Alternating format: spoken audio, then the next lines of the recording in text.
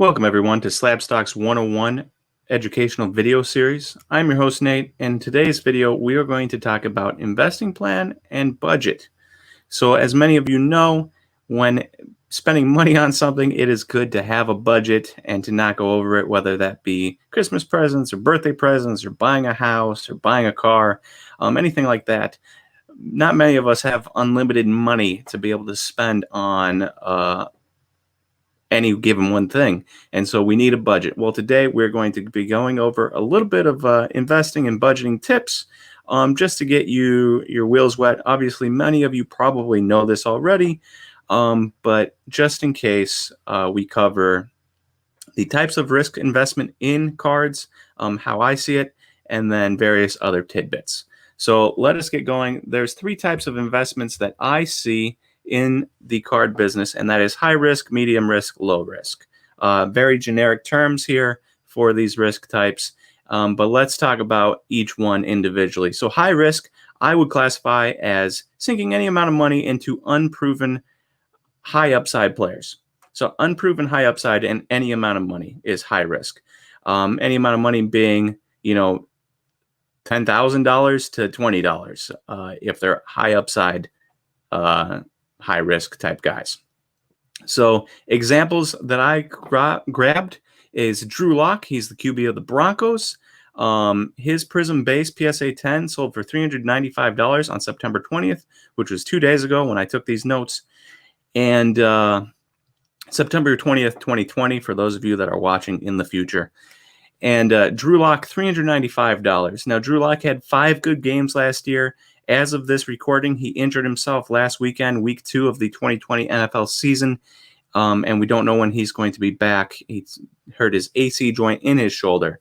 The reason I consider him high risk, high upside, high risk, is because 5 games. We talked about it. 5 games, and yet his cards are already PSA 10, $400. That is an absurd amount of money to be paying for Drew Lock for a guy that we've only seen 5 games out of. I know I keep pushing the point, but unproven. 5 games in the NFL is definitely as unproven as it gets outside of having not played.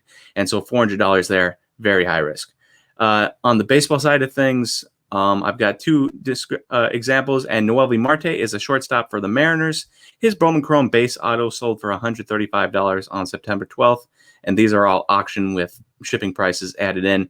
And he has only played in the Dominican Summer League. For those of you that don't know baseball, there's Dominican leagues for international players, and then they get to the minors, and then they get to the majors. Well, he hasn't played stateside. He's only played in the Dominican Summer League. He played well there, but he's only one of the few high-profile players in the entire Bowman Chrome set from 2019, from Bowman Chrome release, not Bowman Baseball, not Bowman Chrome Draft, but Bowman Chrome. He's one of the few good players in that draft, so prices are outrageously high. He has done nothing to deserve that type of $135 investment, so he is very high risk. He could explode, but also he could fizzle out, and you're spending $135 on an unproven player. Number 3 on the list is Nick Senzel. He's center fielder / second baseman for the Reds / third baseman / wherever they really need him. His Topps Update rookie sold for 36 cents on September 17th. Now, I know what you're thinking, 36 cents, how is that high risk? Obviously, one 36-cent card, not a big risk at all. But most likely somebody that is buying a Nick Senzel for 36 cents is probably buying them in bulk and going to be buying, 20 at a time, 100 at a time. If you buy 100, it's $36. Still not a huge risk, but maybe not a huge risk for somebody that has $1,000 to spend on cards. For somebody that has $50 to spend on cards, it's a big risk. Why is that? Because Nick Senzel has been injured a ton. He's a former top 100 prospect, former number 2 overall pick, but he's been injured so much you just cannot rely on him being healthy, and therefore he is a big risk factor. Big upside, but also big risk potential. So even though it's a small dollar amount, it's still high risk in my mind. So it doesn't really matter the dollar amount. It matters what type of player you're investing in. That is the high risk area. Medium risk would be sinking any amount of money into guys that are extremely good, but aren't the face of the sport for an entire generation yet. So if you're thinking about faces of a sport for a generation, you're thinking Kobe, you're thinking LeBron, you're thinking Mike Trout, you're thinking Derek Jeter, Barry Bonds, guys like that. Well, these guys are very, very good, but not yet the face of their generation. And that would include guys like Giannis Antetokounmpo from the point guard / power forward / center from the Bucks. Covers all 5 positions. His Prism rookie PSA 10 sold for $3,700 on September 20th, which was 2 days ago as of this recording, September 20th, 2020, that is. He's won back-to-back MVPs. He won Defensive Player of the Year this year in 2020. He's a 4-time All-Star. He's a 2-time first-team All-NBA. But he hasn't won a championship yet. And in basketball, championships matter more than any other sport. And until he does that, he really hasn't proven it, and he doesn't have the track record yet to be considered the face. In 5 years, maybe he's considered the face of a generation. Right now, not so much. And so $3,700, while I love Giannis because I'm from Milwaukee and I think he's a good investment, it's still a medium risk for me. It's not high risk because he's obviously really, really good, back-to-back MVP, but it's not a low risk because he's not yet the face of a generation. He hasn't won those championships or a championship. Lamar Jackson would be my second choice from football. He's QB of the Ravens. His Prism-based rookie PSA 10 sold for $2,725. The last one sold, I don't have a date on that. I'm sorry. That is mostly pop report driven because PSA 10s are incredibly, incredibly hard to get out of 2018 Prism. So those prices are a little higher than you'd normally see potentially. That being said, Lamar Jackson is really good. He won MVP for 2019 in the NFL, and he's off to a fast start in 2020. We're talking 479 yards passing and 4 touchdowns and about 100 yards rushing on the season in just his first 2 games. A fast start for Lamar Jackson. The Ravens look really good, and he has an MVP under his belt, and he's only like 23 years old.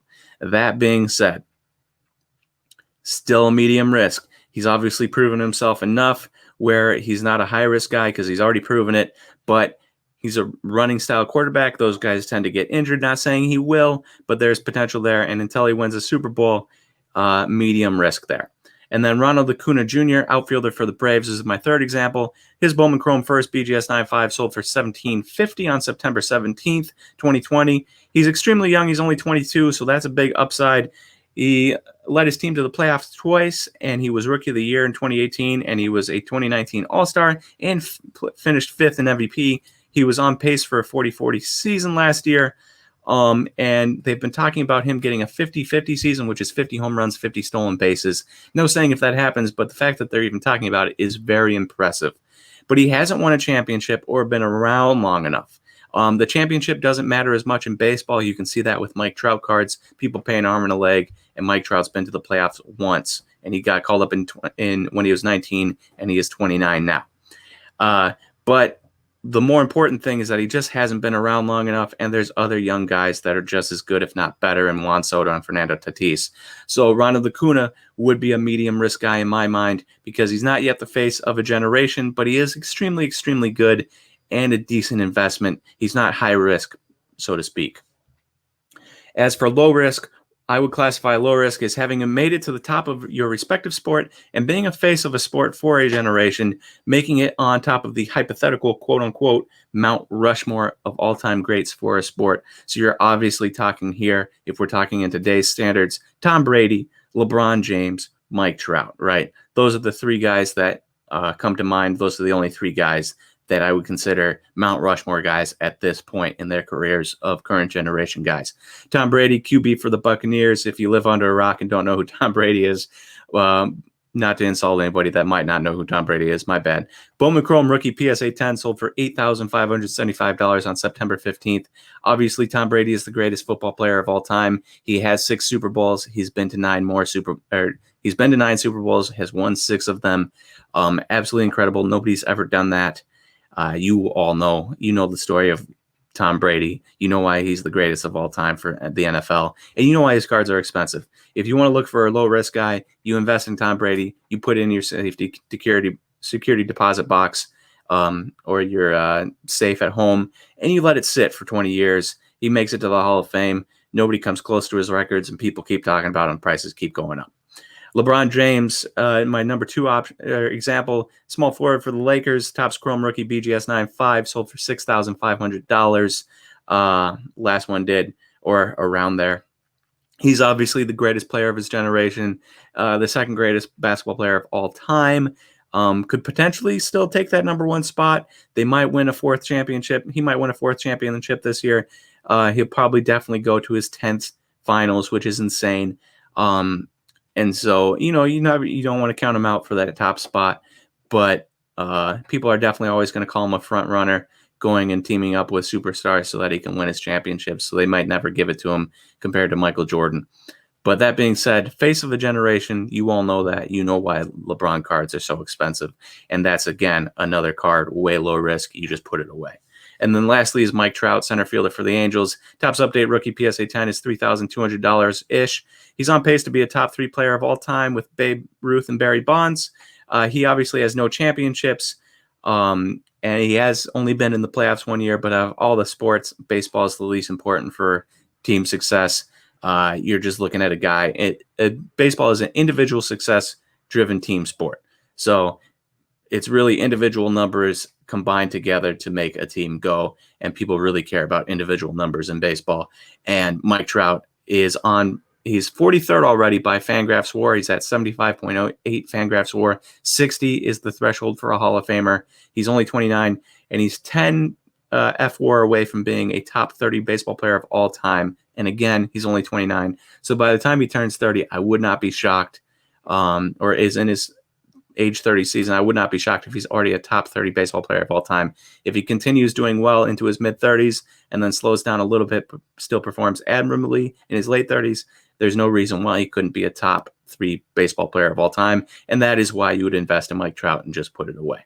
So there you have it. High risk, medium risk, low risk. When deciding what investment is right for you, it all depends on the amount of money you have in your budget and depends on what you are comfortable with. For example, I brought up 3 examples.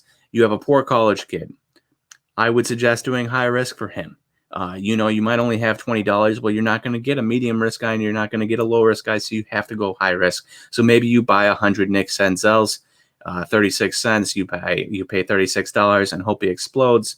Or you buy a couple base Matisse Thybulls, something like that, $8 a card, and hope he is a starter on the 76ers next year and his prices go up to $20 a card, something like that. There's risk there, but not a huge risk because you're not spending a ton of money. But you have the potential of exploding your investment and 4 to 5 timesing it in a relatively short amount of time because it's so cheap. But again, high risk because the players are bad or injury prone or just not well known, and you could lose that money pretty quickly. You have medium risk would be a parent that has a steady income, but a family, and he would go medium risk, low risk, buy a Mike Trout Topps update or sit on a Giannis and hope he makes it to the finals, wins a championship. You're spending a significant amount of money, but not absurd. And depending on the route, you can make money easily. You're not going to 4 to 5 times it like you would high risk, but you're not also going to be potentially losing all that money. If Nick Senzel gets injured a bunch and drops to the minors, nobody's going to pay even 36 cents for his Topps rookie card, right? They're just not going to pay for it at all. And that $36 is completely useless. And then an individual with a unbelievable amount of money to spend or just a nice disposable income that they don't have other things to spend on, I'd go all 3 routes. Obviously, you want to go low risk and get your crown jewels to just put away and not look at because you don't need that money. And then you'd go, medium risk and hope that those guys become low risk, Giannis, Lamar Jackson, Patrick Mahomes, those type of guys. And then also you go high risk and just hope those guys go into the medium risk tier. And that's where you buy like Lamar Jackson for $3 and he turns into a $300 Prism base rookie. That's how I would go with that. Obviously, no matter what category you fall into, and there's plenty more categories. I mean, obviously, these 3 categories is a parent, a poor college kid, and a wealthy individual. You can be a high school kid. You can be a grade school kid. You can fall into many different categories. But no matter what category you fall into, you need to set an amount that you are going to spend. And please, please, please don't go over it. I cannot stress this enough. Do not get into a situation where you think it's a good idea to buy 300 Daniel Jones Prism base rookies, but you don't have the money, so you put it on your credit card, and then Daniel Jones proceeds to throw 30 interceptions this year, and they get the number 1 pick, and they draft Trevor Lawrence, and all of a sudden Daniel Jones is worth nothing, and you have to sell those cards to be able to pay off your credit card, but you're getting a fraction of the dollars, and you're in trouble. Don't do that. So make sure you have a budget. Make sure you have the cash in hand to be able to spend, and then do not go over your budget. And make sure when you're starting out to make that investment plan, figure out what risk is right for you, and then do not deviate from that plan unless it is working really well and you're making more money and you can go into a different type of plan. But anyways, thank you for listening to my SlabStox 101 investment plan and budget video. Obviously, a lot of it is just general knowledge, but is a good thing to refresh as you're going into starting your journey into cards. Thank you, everyone.